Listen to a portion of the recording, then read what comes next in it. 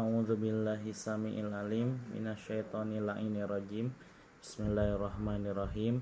Assalamualaikum ya ayyuhal mustami'unal kiram warahmatullahi wabarakatuh.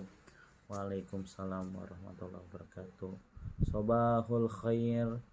Selamat pagi para permisa sobat channel setia yang ada di channel ini. Semoga kita semua yang selalu menonton dan selalu menggarap ilmu walaupun hanya beberapa menit, semoga menjadi pengetahuan dan bisa menjadi bekal kita untuk akhirat kelak, dan semoga kita diberikan kesehatan selalu oleh Allah Subhanahu wa taala. Amin ya robbal alamin. Seperti biasa, pada kesempatan pagi hari ini saya ingin ngebahas salah satu hadis yang berkaitan tentang sholat. Sholat adalah amalan yang pertama kali dihisab, ya, kita sudah tentu tahu. Dan sholat juga merupakan salah satu rukun Islam yang harus dikerjakan oleh orang-orang yang mengaku diri sebagai muslim. Dan sholat juga adalah tiang agama. Jika tiangnya tidak kokoh, maka agama Islamnya pun akan hancur.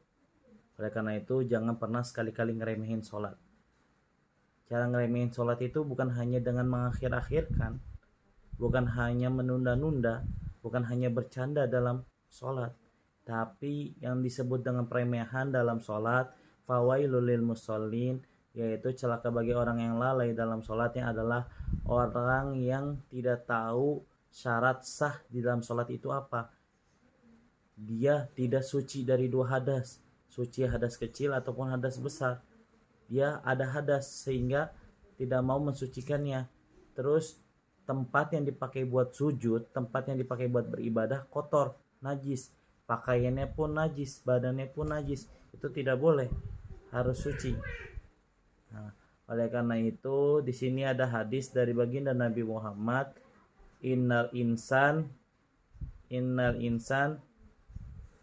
idza kana fi shalah, innal insan idza kana fi shalah fa inna jasadahu wa thiyabahu wa kulla syai'in haulahu yusabbihu, yang artinya bahwasanya manusia yang mengaku dirinya sebagai manusia tatkala mereka sedang sholat, ketahuilah bahwasanya fa inna jasada, bahwasanya jasad mereka, fisik mereka, tubuh mereka, wa thiyabah, dan pakaian mereka yang mereka gunakan, wa kulla syai'in haulahu, dan segala sesuatu yang berdekatan yang ada di sekitar orang yang sedang si sholat ini atau si musolli ini, yusabbihu, akan bertasbih.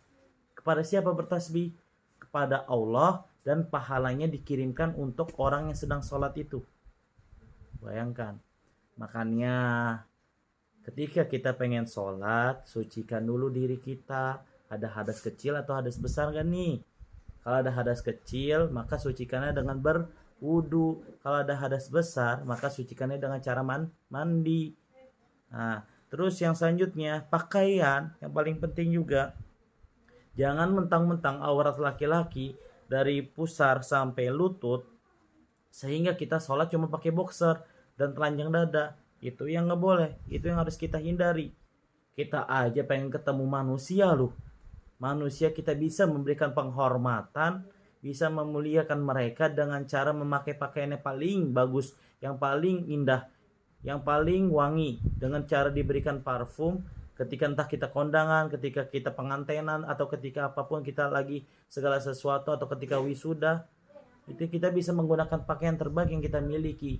Lah lantas kita ingin berjumpa dengan Allah Subhanahu wa taala, ingin bertemu dengan Allah Subhanahu wa taala. Bukankah sholat itu termasuk mi'rajul mukmin, tempat mi'rajnya, tempat bertemunya antara si musolli dengan Allah?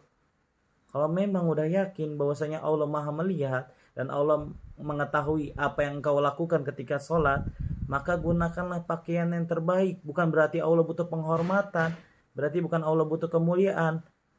Etika, attitude, dan itu yang lebih penting. Kita sama manusia aja bisa menghormati dan memuliakan, lantas kenapa sama Tuhan yang telah menciptakan kita, yang telah menyempurnakan fisik kita, yang telah membimbing kita, yang telah mengaruniakan kita segala sesuatu, lantas kenapa kita remehkan Tuhan dengan cara sholat pakai pakaian mini dan sholat dengan pakaian yang tidak pantas? Itu yang harus kita hindari. Kalau bisa sholat pakai gamis, pakai imamah, terus pakai sorban, pakai parfum, bawa tasbih, bawa siwak. Itu pakaian yang bagus, yang disunahkan. Tapi kalau nggak bisa, pakai pakaian yang rapi lah ketika sholat. Itu. Dan segala sesuatu yang ada di sekitarnya akan bertasbih. Makanya yang kita gunakan juga ketika sujud itu pakai sejadah. Jangan asal gelepak baik di atas tanah atau di atas ubin.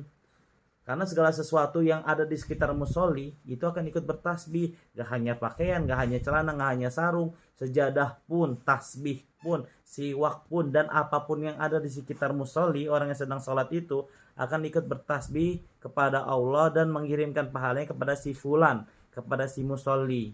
Oleh karena itu kita perbaiki sholat kita sempurnakan sholat kita baguskan lagi apa yang harus kita lakukan ketika kita sholat.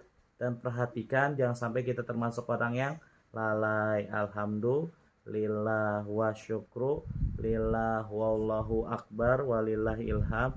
Itu aja dari Al-Fakir. Seperti biasa Al-Fakir selalu minta doa kepada kalian semua untuk istri hamba, untuk istri anak Siti Sari Humairah agar diberikan keturunan yang soleh, agar diberikan keturunan yang solehat serta berbakti kepada kedua orang tuanya dan berguna bagi nusa dan bangsa. Amin ya robbal alamin. Atur nuhun atas doanya. Semoga apa yang kalian doakan kepada saya dan istri saya semoga bisa kembali lagi juga kepada kalian. Amin ya robbal alamin. Wal akhir nakhtatim bilhamdallah.